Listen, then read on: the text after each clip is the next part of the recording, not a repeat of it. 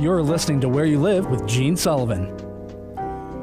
Welcome back. I'm Gene Sullivan, broadcasting from the True North Painting Studios. And keep playing that, Chris. Now, you said all of this music, right, is a clue of an overriding theme, right? Correct.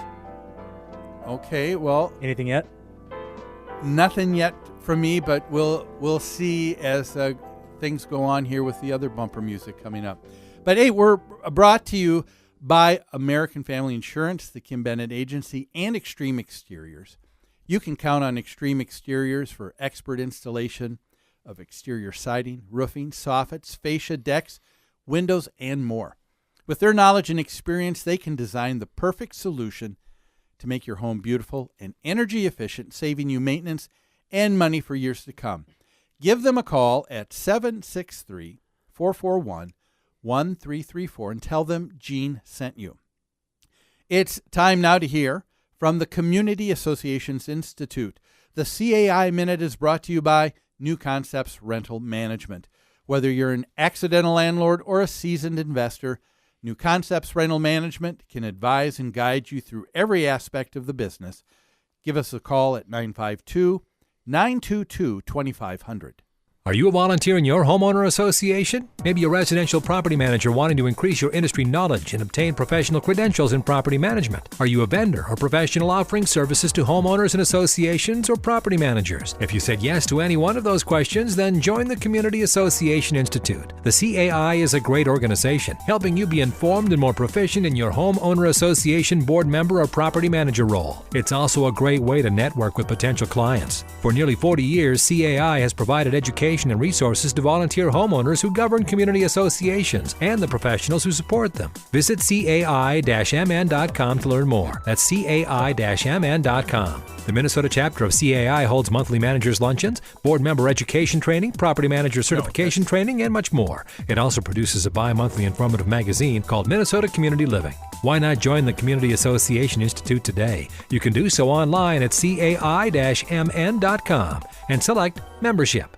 Well, I want to welcome back to our show a guest who's no stranger. He was with us at the State Fair when we were broadcasting there. I want to welcome the owner and principal, CEO of True North Painting, Eric Morrud. Hi, Eric. Hi, Gene. Thanks for having me. You brought a large crowd here with you today. My painting entourage. Yes. And by the way, thank you. This is a wonderful studio, the True North Painting Studios. You're welcome. Very, very, very plush. We chose the colors. Yes, you did. Very nice. Well, I wanted to have you on. After you were on the last time, a lot of folks said, "Man, there was a lot of common sense from this guy. He was a real wise guy, and not." In that sense, but I guess a wise fellow, not a wise guy. Sometimes considered both, I suppose. Okay, all right. But how are things going with business now? Excellent. We're just wrapping up the fall push. Temperatures are dropping. It's getting pretty challenging. Still to painting paint. outside? Very select projects. Some people have some last-minute things they want touched up, and you can paint when it's 35 degrees. We don't advise it. It's not ideal. But if it needs to be done. Yeah, some people need to sell their home. They need a couple pieces accented on the front or touch up the shutters, small projects and stuff like that. But it really isn't the best time to paint, that's for sure. Now is the time to get interior painting done. So now is the time of year you guys geared towards commercial and interior and other things? Or yeah, we're entering a season where we're doing a lot of proposals for associations for next year because they're presenting to the boards, and so we're doing a lot of site walks and preparing proposals for next year. And then the other aspect of our business is really the residential side, the interior. People are preparing for the spring already. Believe it or not, it's we're working on next year, and this is when people call. So this is a great time, especially for boards. They're putting together the budget for next year, and now they can know and plan ahead and be all set to go.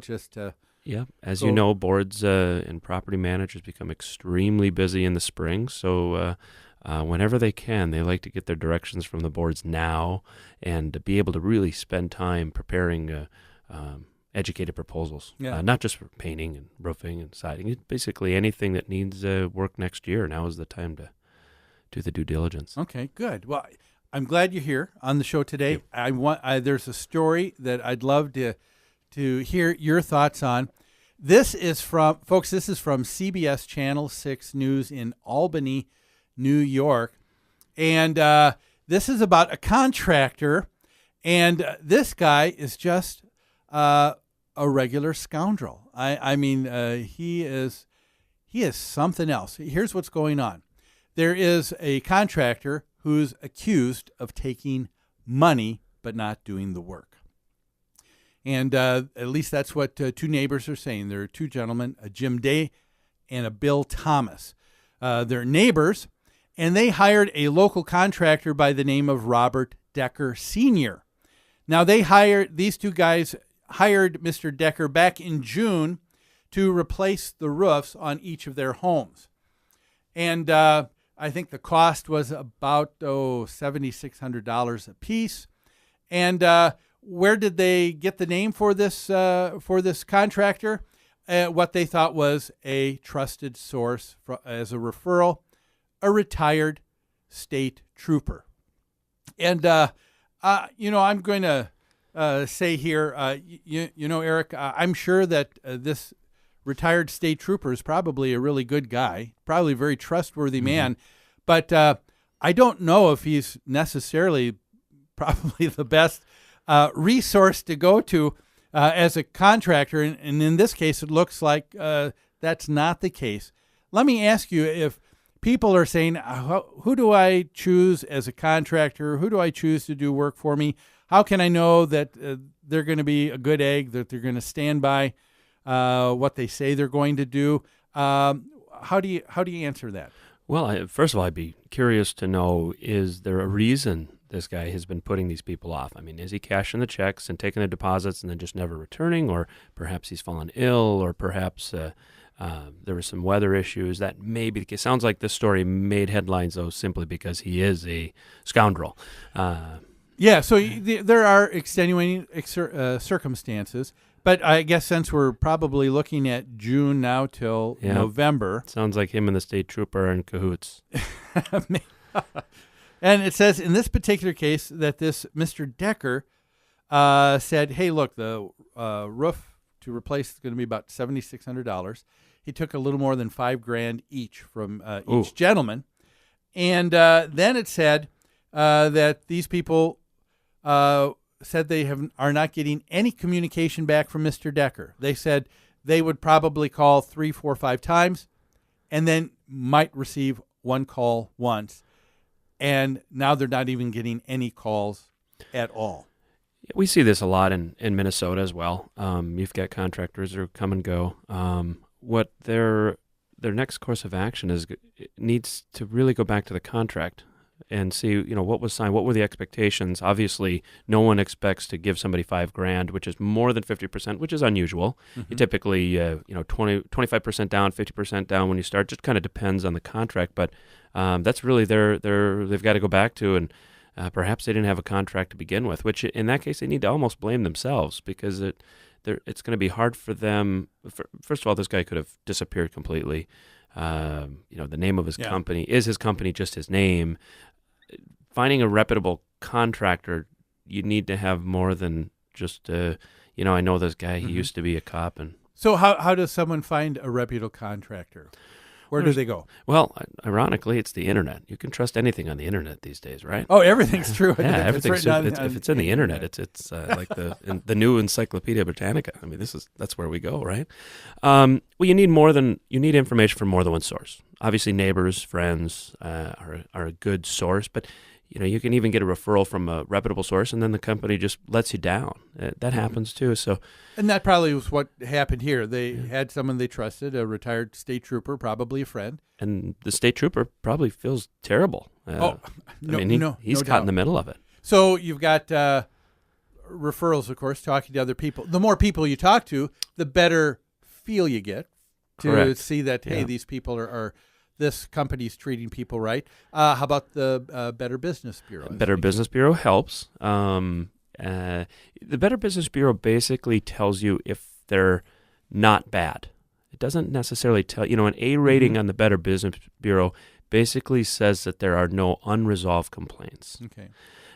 There's other sources like Angie's List. You can Google. The main thing is to get a few contractors and compare them. That's how you really decide. Because you can, if something smells, you figure it out pretty quickly by just comparing them with other contractors. Yeah. So you brought up a good point. We don't know if there was really even a contract involved. It doesn't say.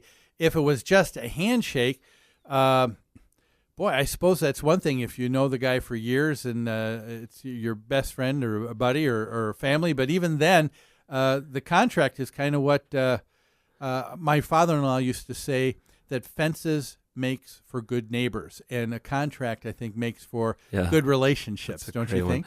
Yeah. There's a handshake and a check. The check was cut. The check was cash. So there is whatever went. Their verbal contracts.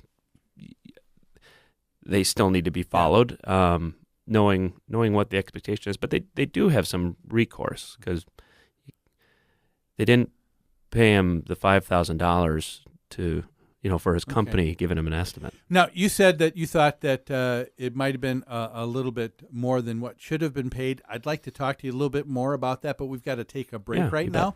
Folks, we're talking to owner of True North Painting, Eric Morroot. We're talking to him about how do you figure out who's a good contractor, a good egg to use.